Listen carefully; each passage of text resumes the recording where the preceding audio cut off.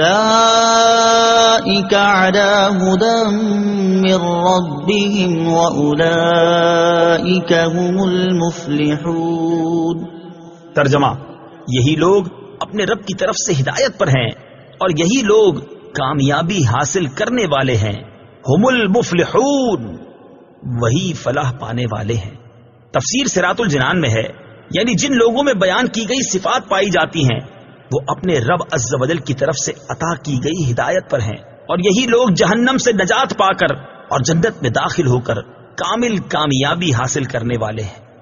اصل کامیابی ہر مسلمان کو حاصل ہے۔ یاد رہے کہ اس آیت میں فلاح سے مراد کامل فلاح ہے، یعنی کامل کامیابی متقین ہی کو حاصل ہے۔ ہاں، اصل فلاح ہر مسلمان کو حاصل ہے، اگرچہ وہ کتنا ہی گناہگار کیوں نہ ہو، کیونکہ ایمان بذات خود بہت بڑی کامیابی ہے، جس کی برکت سے بہرحال جنت کا داخلہ ضرور ہوگا، اگرچہ عذاب نار کے بعد ہو۔